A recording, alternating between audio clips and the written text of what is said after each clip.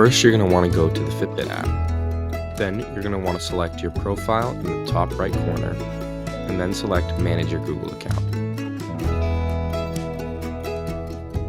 It's going to bring you here, and you're going to want to scroll over to the security prompt and select that.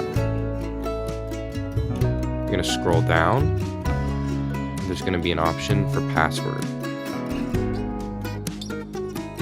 Select that, and then enter your current password. It's going to bring you here, and you're going to enter your new password. Let's say we want to change it to Fitbit123 exclamation point.